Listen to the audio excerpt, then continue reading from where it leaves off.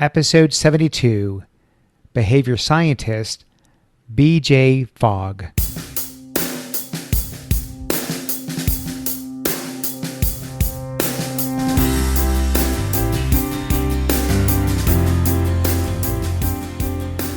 Welcome to The Art of Excellence, a show about people doing extraordinary things in their lives. I'm your host, Glenn Zweig. Thanks for joining me.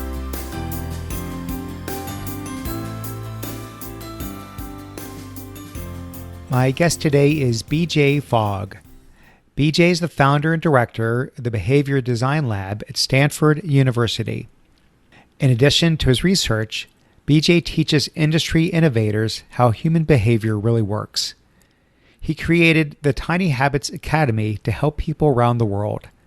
His book is called Tiny Habits, The Small Changes That Change Everything. B.J., welcome to the show. Thank you. I'm happy to be here, Glenn. So before we dive into the book and your work as a behavior scientist, I'm sort of curious what made you decide to devote your research and a lot of your life, for that matter, to studying human behavior. What was the fascination? Well, I'm not sure it was any one decision. Just one thing led to another, and here I am. To me, the path looks quite straight and linear, but to outsiders, it wouldn't. So here was this kid who thought he'd be a doctor because his dad was an eye surgeon. And then I did that in college while I was an English major. And I spent 7 years as an undergrad. I was in no hurry to graduate.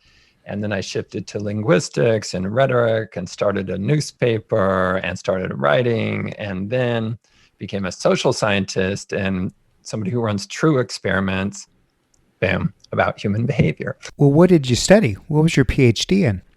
It was technically in communication research, which is a blend of psychology and more like modern technology and platforms like that. So it's taking the rigor of psychological sciences, and I'm especially I run experiments. That's what I do, is true experiments.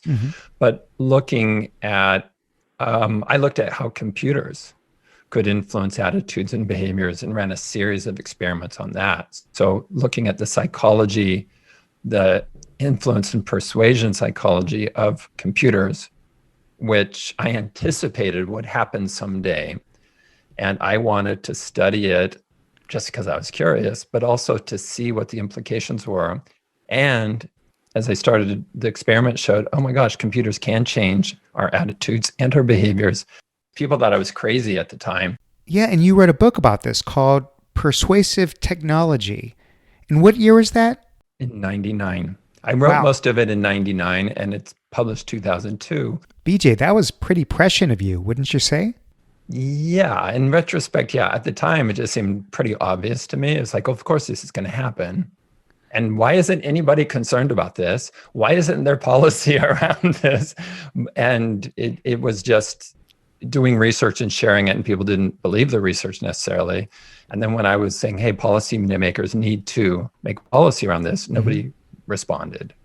And that was a long time ago, but now it is everywhere around us, and for better and for worse. Yeah. Well, BJ, have you always been pretty good about adopting good habits and getting rid of bad ones? Or has there been historically maybe a little bit of a chasm between studying human behavior on the one hand and being able to actually modify your own? I would say all in all, I'm probably better than average naturally. I think it's because of my upbringing. I was really trained in a tradition about optimizing your performance and learning to direct your behavior. What do you mean by that? Oh, I grew up Mormon. I grew up in a big family in California, and Mormons are very much there's all these restrictions, what you can do and what you're supposed to be doing. And the culture, Steve Covey was a Mormon. So I grew up very much with that kind of water all around me, and I was swimming in that water. So it was just part of what I grew up with, I think. But no, I've had my struggles for sure. So as a behavior scientist, you find human behavior on average to be fairly predictable or somewhat erratic? There's going to be a caveat here. So yes, human behavior is pretty easy to understand. In some ways, it's like, oh, you can figure out what's causing any behavior, design for any behavior. The hard part, though, is that behavior isn't just the action you do. It's a person doing an action in a given context. Context, oh my gosh, that changes and that's fluid. And context even includes our perception, right? And so context is what makes it behavior look really unpredictable. And so if we could truly understand somebody's context, which includes the perception of their context, then everything else is just like clockwork. But it's very hard to understand context. I have failed in creating a theory or a model of context. It's very complicated. And it's not just context, it's what somebody perceives as their context. That's tough. Well, there's this underlying premise in the book that, without some very specific techniques, changing your behavior consistently and over time is really difficult, which is why New Year's resolutions don't usually stick, and on and on. But our lack of success isn't about our not having discipline or willpower. It's not for any lack of intention, but there are some forces that tend to push us back to the status quo. So in other words, it's not our fault. We shouldn't blame ourselves for failing to change our behavior. Is that fair? Am I categorizing that correctly, that this is tough for anyone? Don't kick yourself. Yeah, it's definitely in the ballpark. I might fine tune it by saying when it comes to habit formation. So there's different kinds of, there's, achieving an outcome, doing a behavior one time, stopping behaviors. There's different behavior types. When it comes to the behavior type of forming habits, people can do it easily and quickly if they do it in this way that I've discovered and I call the tiny habits method. It's just that hadn't been available to people previously. So they were doing it in, following the myths or following what they would see on TV or read in magazines or read from bloggers. So they were being misdirected. Forming habits and maintaining those habits happens by feeling good, not by feeling bad, not by discipline, not by willpower. So the focus is on positive emotion. That's what wires the habits in. And that's been a missing piece for decades and centuries, I guess. So if you have, let's take two individuals, and they both have the same goal, and let's make it something a lot of people can relate to. They want to lose some weight. They want to drop 20 pounds. Okay. And let's say they haven't read Tiny Habits. They're not familiar with your model. They are doing it because they want to feel better. They want to look better, right? Let's say there's similar motivations. And let's say they both go on some kind of diet, exercise regimen. And one of them 3 months later, 6 months later says, the heck with this, I give up, and they go right back to where they were before. The other one doesn't give up, keeps pushing through. They've completely adopted an entirely new lifestyle, and they've lost the 20 and beyond then. Surely there's some differences between these people. There are different wiring, if you will, in different people that enable some to have more success with making pretty big shifts in their life than others. Is that not fair? Yeah, I believe there are individual differences where people either naturally have more discipline or develop the skill of discipline, just like some people are better singers naturally or can develop the skill. But the paths you outlined, neither one would be a path that I would recommend. But to your question, are there individual differences that help some people change better than others? The answer, of course, is yes. Yeah. Well, let's get into some of your work here. I mean, you have studied thousands upon thousands of people over the years to come up with what you coined the Fogg Behavior Model. And the essence of it is that a behavior is driven by three things: motivation, ability, and a prompt. So motivation is the desire to perform the behavior. The ability is your capacity to do so. And a prompt is a cue to perform the behavior. So on the surface, makes perfect sense. Seems fairly logical. but it must not be because, of course, people really, really struggle with adopting new behaviors and kicking bad ones. So, is there a part of that model that is the more challenging element than others? What's the hardest part of that equation there? I will say, so the equation, which is not a strict mathematical equation, I call it a model. It's B equals MAP. And Glenn, you were right on what motivation, ability, and prompt. I would back up and say the problem is the B, the behavior people pick. Losing 20 pounds is not a behavior. It's the result, it's the outcome of doing other behaviors. And if people think, I just got to motivate myself to lose 20 pounds, they're absolutely headed in the wrong direction. Mm-hmm. A behavior might be, oh, I'm going to have a healthy snack every afternoon. Then that's a behavior. And that will come back to, what snack do you like? Motivation. What snacks can you have? Ability. And then what's going to prompt you to have that snack? So people in general are I just want to say we're all naturally bad at thinking in terms of specific, what I call crispy behaviors. Mm-hmm. Healthy snacking is not even a crispy behavior. Weight loss is not a crispy behavior. Eating cauliflower with mustard every day at 3:00. Now that's a specific behavior.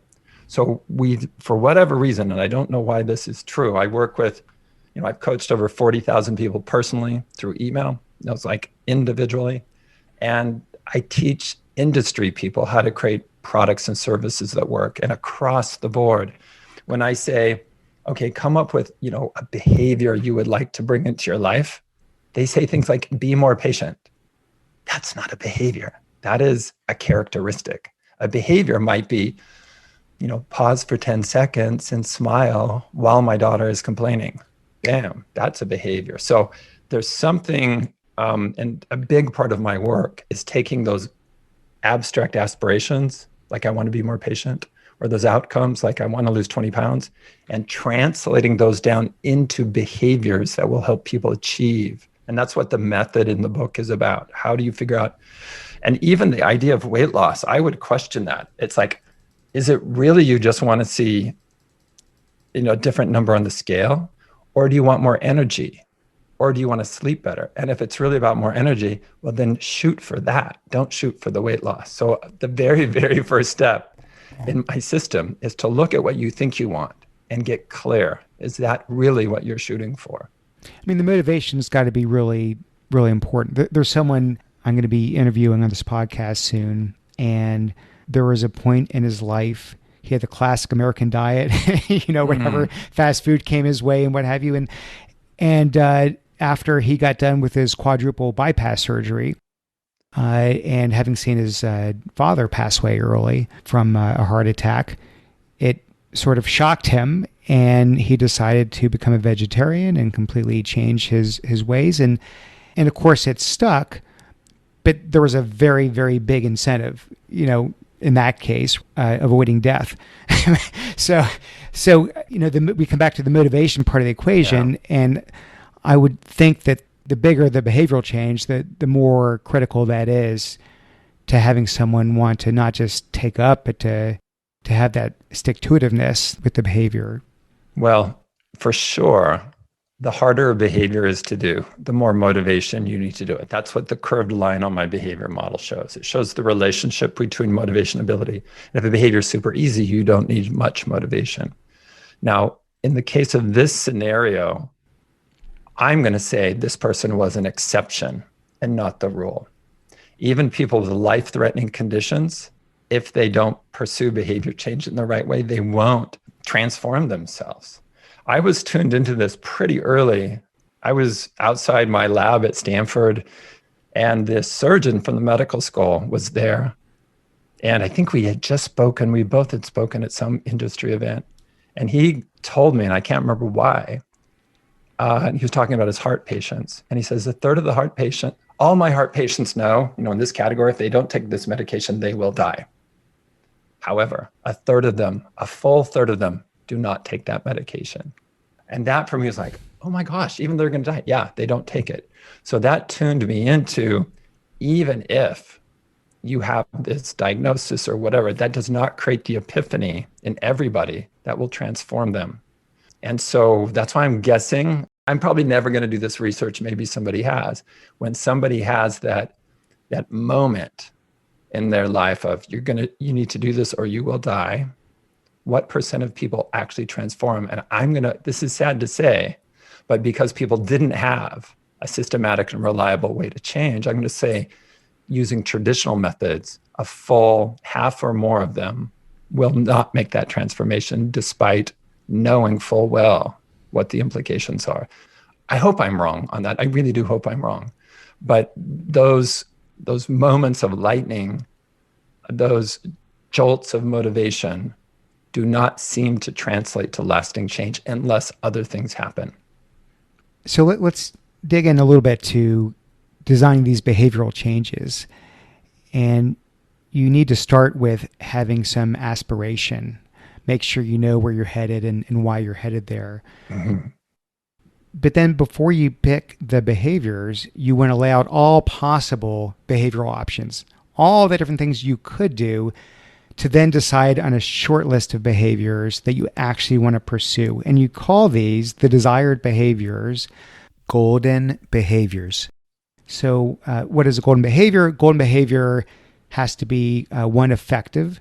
You have to be motivated to do it, and you have to have the ability to do it. So I thought maybe you could help me take this from this conceptual level to like an example. It could be one of your own or a student. Yeah, give me any topic. I'll give you an example. I do this all the time. Well, let's stick with sort of the weight loss one. Great. With weight loss, to find the golden behaviors to help people lose weight, you've got to find what behaviors will be effective. Mm-hmm. And guess what? That's almost entirely nutrition. Forget about going to the gym and working out for 2 hours. Forget about, I would say, supplements, in my opinion.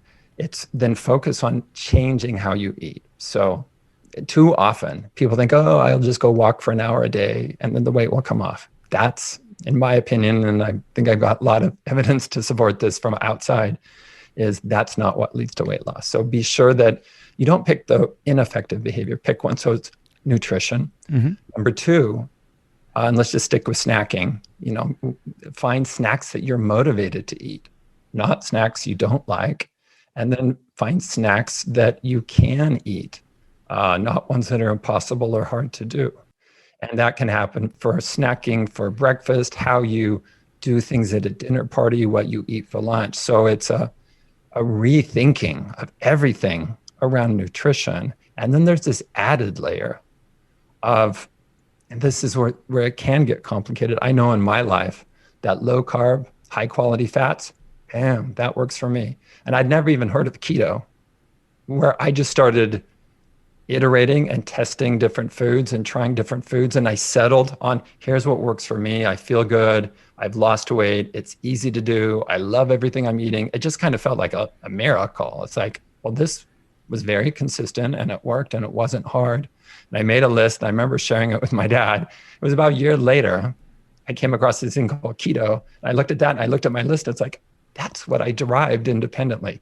Now, I'm not saying that's right for everybody.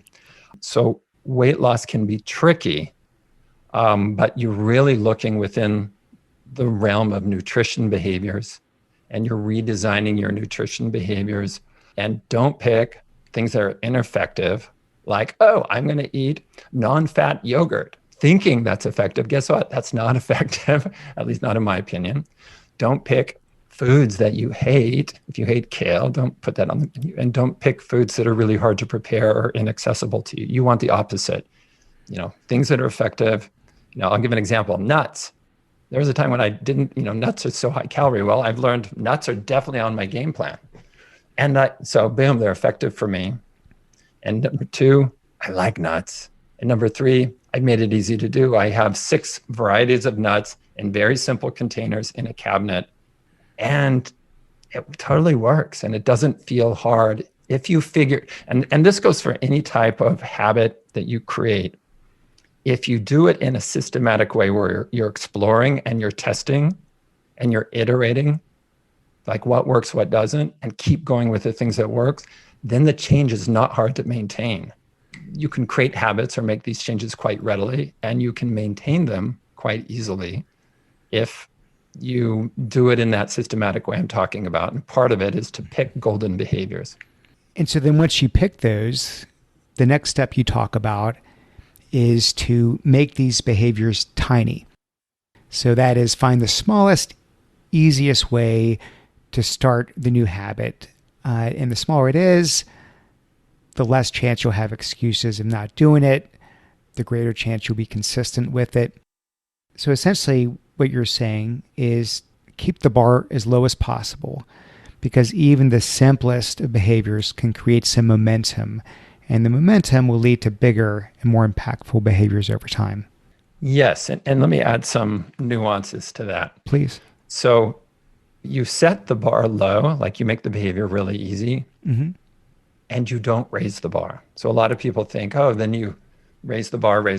If you're eating, if you're drinking a glass of water every morning, then drink, 3 by lunch, and then a month later, you're drinking 6 by dinner. You don't raise the bar in the tiny habits method. The habit is always, and in terms of drinking water, mine is you fill the water glass. That's all you do.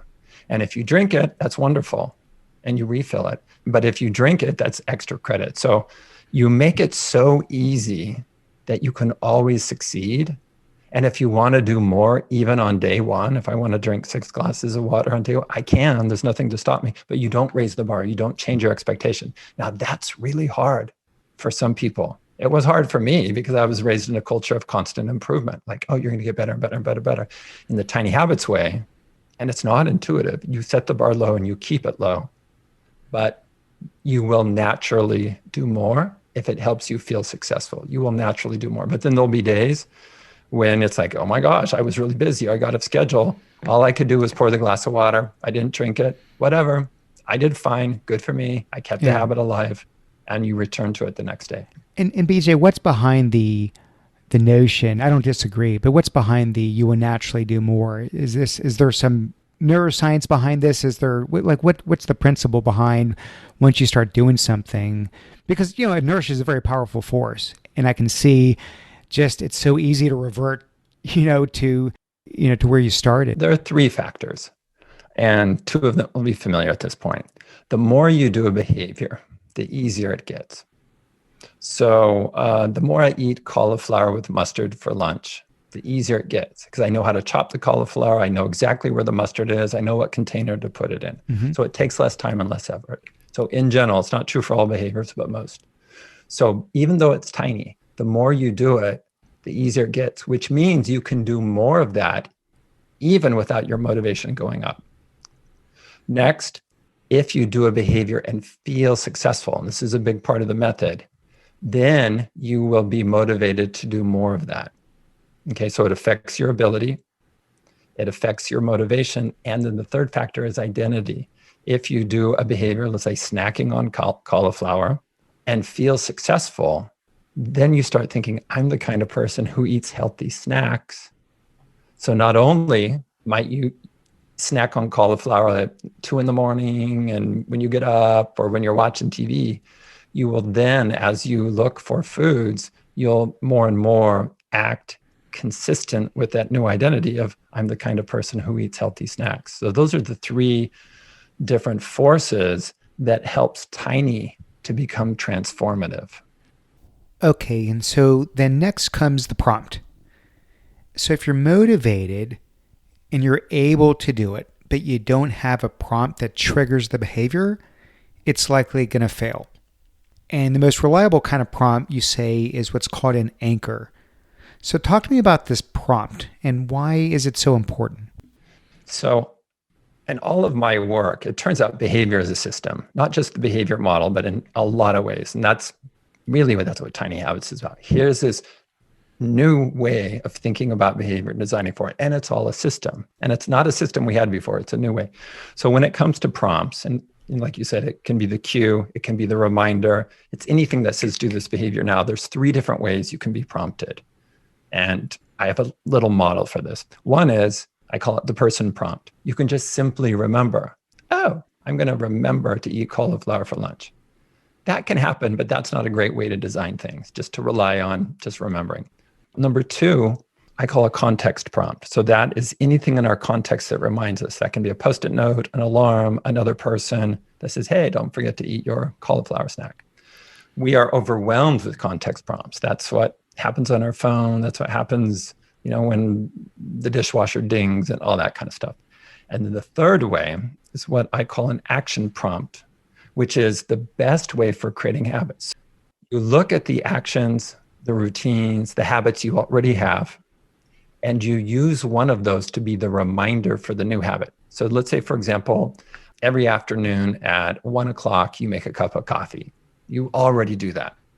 You can use starting the coffee maker as your prompt to get out the cauliflower and have the cauliflower snack. So that would be the new habit. So you attach the new habit to something stable and firm in your life. And that's why I called it an anchor. You're anchoring it to something you already do.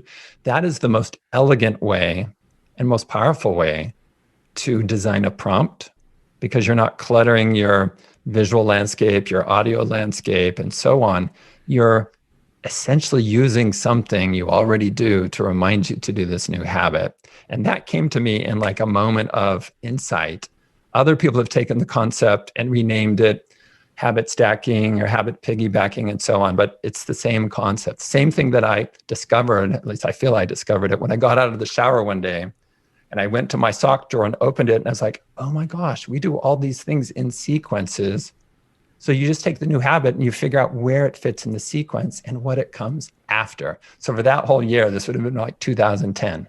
I was like, oh my gosh, the secret is after. If we just knew where this new habit, where it comes after. And it turns out that I still believe that. And that's why I love the topic of prompts and designing prompts. And it's not a willpower challenge. It's a design challenge. How do I design it into my existing routine?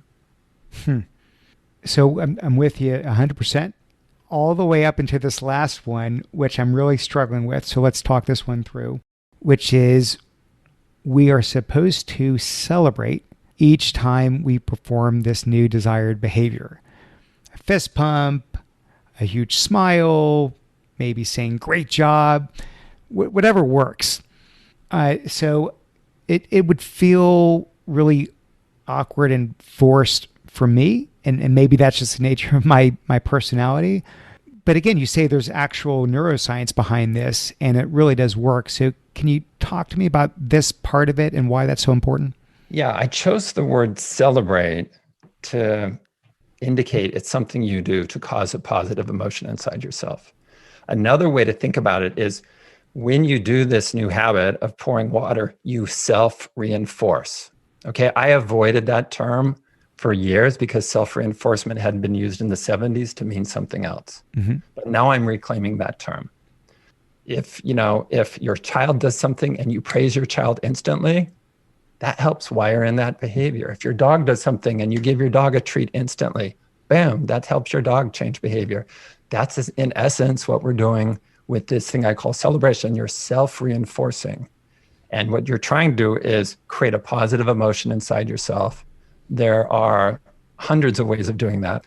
And it can range all the way from, maybe the more dramatic ones where you're going, woohoo, good for me, fist pump, to ones that on the other end of the spectrum is just to think about your purpose as you're doing it. So as I fill a glass of water, and my purpose is to share and teach how behavior works so people can be happier and healthier. So if I'm thinking, wow, by filling this glass of water, I'm going to be better. I'm going to succeed better at teaching and sharing and helping people. That's a type of celebration. It still calls up a feeling, an emotion of success.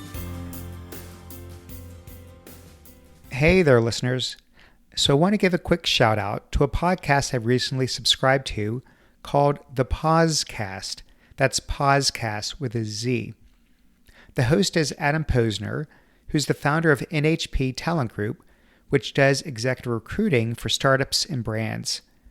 He's had successful entrepreneurs on the show, business executives, the former New York governor, and many, many others, with the theme of how they've harnessed tenacity to drive their success and how you can do the same with your own careers. What I also enjoy about the show is listening to leaders in HR and recruiting so you're able to have an insider's view as to what they look for in finding and developing talent. So whether you're looking to get inspired or figure out a career blueprint, you'll definitely get something out of this podcast. You can find the show at thepausecast.com or wherever you subscribe to your favorite podcasts. Okay, now back to the show. You mentioned that you had, I don't know how many years ago, had adopted this habit. When you wake up each morning, you plant both feet on the floor and you say out loud, "It's going to be a great day." Do you still do that, or was that a one-time thing? I call it the Maui Habit, and I'm in Maui, and I did it this morning. I do it every morning, even when I'm not in Maui. Is that like a positive affirmation? We hear a lot about those. Tell me about that one. I think so. I mean, I'll give a quick story of how this came to be. We had a dear neighbor that's in California. Her name is Charlotte. For my birthday, she gave me her mother's ukulele. Charlotte grew up in Hawaii, and she gave us this card. And on the front of the card. And on the front of the card, it said, "Every day is a gift." So I took the card, put it on the fridge. It was like this sailboat. I loved it. And so my partner and I just started saying, "Every day is a gift." And then we started saying in the morning, "It's going to be a great day," to each other. We then were invited to go with Charlotte to see her oncologist. We had no idea. She had stage 4 liver cancer. Oh my gosh. So she gave us that card knowing that she would die soon. And then she basically brought us into that scenario. And, we cared for her through the end of her life. But then that card she gave us stayed on my fridge. It's, every day is a gift. And then my partner and I just started this thing every morning, getting up, saying, "It's going to be a great day." And then I just started noticing that made a big difference in my life. So I started suggesting it to other people as a habit. It's only later that I look back and it's like, well, why is that so effective? And certainly has something to do with setting intentions and affirmations and so on. So it didn't start from theory. It started from practice, just doing it, and really inspired by Charlotte, kind of letting us know every day is a gift, people. You're only on this planet for so long.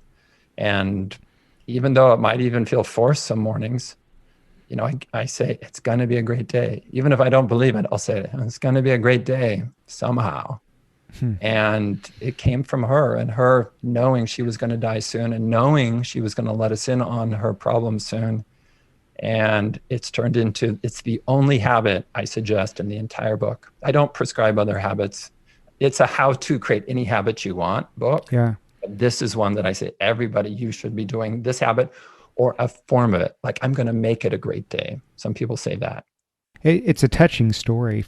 Can you maybe elaborate on how do you feel it's helped you? Oh my gosh. In many, many ways. I'm living in Maui because of that habit. I applied to speak at TEDx Maui and they accepted me. And I was like, yeah, I was already giving lots of keynotes and stuff, but I really, really wanted to come to Maui and give a TED Talk. And so I decided to focus just on that. And in that TED Talk, I named it the Maui Habit. So in front of the Maui audience at the Max Inn, I said, here's this thing. Let's all do it together. We're going to call it the Maui Habit.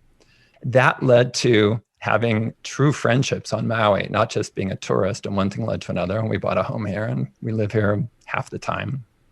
During the pandemic, we've been here a year and a half, so a lot. So that's radically changed my life because it opened doors here.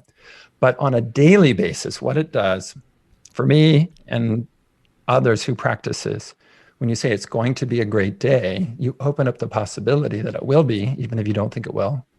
And then every challenge or opportunity you face immediately after that, you respond differently. Like, let's say I go out to the living room and it's early in the morning and let's say the collagen powder is spilled on the kitchen counter. I could get upset by that, or I could say, no, it's going to be a great day. I'm just going to clean it up, put it away and say, good for me. Good for me. I mean, collagen powder is a total mess. And so by saying it's going to be a great day, when you see the collagen powder spilled, you're much more likely to respond in a positive way. And especially if you go, good for me, I clean this up. Then the next challenge you hit, you develop kind of, you said the word earlier, momentum. So it gets you in this, what I call success momentum, rather than spiraling downward after you see the collagen powder all over the counter. I know it sounds kind of woo-woo and stuff. And I'm a behavior scientist. I think we should be very skeptical of a lot of what happens in social sciences, but man, just try it. Look, the reason there's something called a placebo effect is there's a lot of mind-body connection, some of which we understand, some of which is still a mystery to us, but it's there. And so if something works, all the power to it. Maybe I'll give it a shot and I'll report back and let you know how it goes. You can tweak it. I'm going to make it a great day. My sister, Linda, she's faced more challenges than anybody I know. Yeah. Just crazy. And at one point when her husband was basically dying from early onset Alzheimer's in a care center, she knew she could not have a great day or even make it a great day because of that. So she would say, I'm going to make it a great day for Brent, her husband. And that's helped her get through that just terrible period. Geez. I am really sorry to hear that. Well, just to maybe pivot the conversation here. So BJ, in addition to working with individuals, I think you also do quite a bit of work with organizations. That is helping organizations drive behavioral change with their members, with their employees. So when you work in group settings like that, and you're trying to drive adoption of new habits, what are the kinds of things that they get wrong? Where do they fall short? Well, here's what would be a product or program that does not work. We're going to have everybody take a health risk assessment to see what you're doing poorly in your life. And then we're going to pick your most challenging problem and have you set a goal on that. Let's say we're going to set a goal where you're going to lose 50 pounds. And then we're going to have you make a public commitment to that. And then we're going to have you track your progress every day. And then you're going to have like an accountability partner. And then we're going to have you enter a walking competition where one person wins and everybody else loses. Go. But that's what's very, very common in wellness programs. Let's figure out where you're failing. Let's pick something that's very hard for you. Let's put you up in front of the public as committed to this goal that scares the hell out of you. Let's have a competition where only one person wins and you're going to lose. And then somehow in the wellness industry, they thought this was a good program. So a big part of my work over the last 10 years, because a lot of the wellness programs happen within companies, is to help employers and people creating these kinds of wellness programs to get away from that losing model and instead do two things primarily: help people do what they already want to do and help people feel successful. And you can see the old traditional way that I kind of generalized and stereotyped is not helping people do what they already want to do, and it's not helping them feel successful. But those are the two keys to lasting change. So BJ, of all the thousands of people that you've helped over the years, what one behavioral change stands out as the most impressive one? I saved my sister's life, Linda. She acknowledges that. She would have checked out of this world had it not been for tiny habits and how she knew how to say it's going to be a great day and so on. So that's got to be right up there. I would not have my oldest sister, Linda. So Linda has taken over the Tiny Habits training and certification and makes no secret that her life has been so hard for so long, and not just her husband with early onset. I mean, they were millionaires. They lost everything. They had to rent. She lost a son to an accidental drug overdose. She almost got killed by a horse with that reared up into, it goes on and on and on and on. I'm not a very religious person. I don't know that I believe in destiny per se, but it's like, had you not gone into this field and become a behavior scientist and taken on this behavior lab and come up with your model, then you might not have been there to help your sister, even if you wanted to, or you might have been there, but not with the tools to know how to help her. That's pretty, it's pretty crazy, huh? Yeah, I know. And I'm with you. I just, when it comes to the metaphysical, I really hope there's more than, what we see on the surface. But I just have this strong feeling that these things and these insights were given me by who, by how, I can't explain that. And that gives me a huge responsibility to share this, because I feel like I have, whether you talk about it as God or the universe, or I was just lucky or whatever, I still feel a real obligation that I just can't sit around on the beach on Maui. Yes, I surf every morning. I swim most evenings. And then between that, I'm working like crazy, right? Because I have something important to share, and I just feel very obligated. I have this duty to do the best job I can. So, BJ, how about yourself? Is there one particular behavioral change you've done in your life that you're most proud of? Proud in different ways. I'll just share one that I think a lot of people struggle with. It's probably not what I'm most proud of, but I think it is significant. Okay. In 2001, there was this thing that happened where I was like, I'm done with Silicon Valley. This place is greedy. It's gutting my soul, my spirit. I got to get out of here. We got to move. And so we ended up moving up to a river in Northern California. Well, we didn't intend it to be full-time, but it became full-time. So then I would have these really long drives down to Stanford, but it was worth it.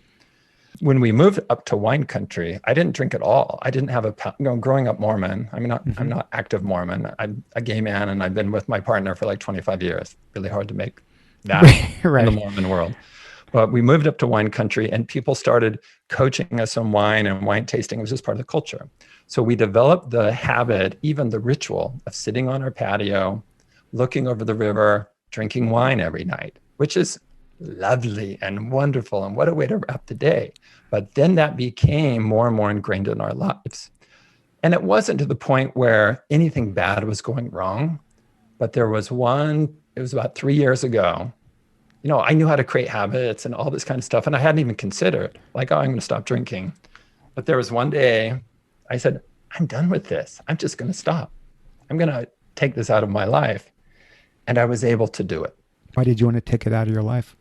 I think because I just looked at it and I said, this isn't serving me. Other than relaxing, I'd go to business dinners and have 2 glasses of wine and say something stupid, or some nights I drink too much and wake up in the morning and go, okay, I'm not 100%, but yet I have to give this talk. Like you go to like conferences once upon a time when we could go to conferences, you go to the reception, they feed you lots of alcohol. And then I'm speaking first thing in the morning. It's like, crap, this is not good. So I said, no, this is, I'm done with this. And so the hardest thing were the social occasions. And so I had the tiny habit of, after a host offers me a drink, I will say, I'm going to stick with water tonight. So that I'm going to stick with water tonight saved me all that social awkwardness. Then I saw all these great benefits of like 0 alcohol, just not even a glass. Here in Maui, I got up at 5 this morning, and that was late for me. Yesterday morning, I got up at 3:30. Not that it's any virtue. It's just like, I'm ready to get up and get going. And as soon as it starts to get light, I'm going to be out on the waves. And I know every morning I'm going to be 100%. I'm not going to be compromised out on the waves. And just in so many ways, there's all these great benefits. And it was almost like, I did tell people, it's like, why didn't anybody tell me all these great things that happen when you stop drinking? But I would say that's the change that in some ways might be intriguing to people listening to it. Well, here's my commitment to you. Okay. I'm going to give It's Going to Be a Great Day a shot. Nice. I don't know if I'm ready to give up the alcohol. So I'll start with that one and we'll see where it goes. So I always wrap up the interviews with this question. The podcast is called The Art of Excellence. That word excellence, BJ, what does it mean to you? What comes to mind? I think it's doing the very best job you can and helping others in ways that really moves the needle for other people. It's just, for me, and this is probably my Mormon upbringing, it's really about service. And that's what I was raised to believe. And I do believe that our lives we're here to help other people and to serve them. And so excellence is doing the very best job you can in that. And I sense that from this conversation that you're really in this to give back, to help others. And it's a book I can't recommend highly enough. I picked up a lot of things I hadn't ever thought about before. I struggle with habits like everyone else. So I'm definitely going to adopt some of this technique and see if it helps me with some of the things I'm going to be trying to pick up here in the new year. Thank you for sharing your insights with me and my audience. And this was wonderful. Really enjoyed it, BJ. Glenn, thank you. And thank you for asking me tough questions and unusual questions. You helped me talk about some things I haven't talked about in a format like this before. So thank you.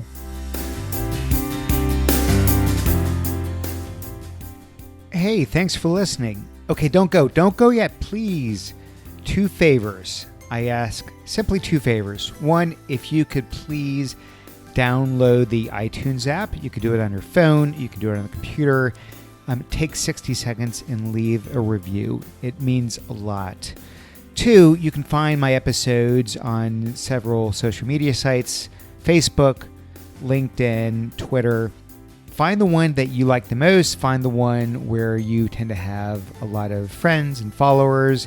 And if you could please either share it in the case of Facebook and LinkedIn, or retweet it on Twitter, that would mean the world to me. So those are the 2 asks I have. I love putting together this podcast. I hope you enjoy listening to it. Thank you so much, and I will see you again next time. Bye-bye.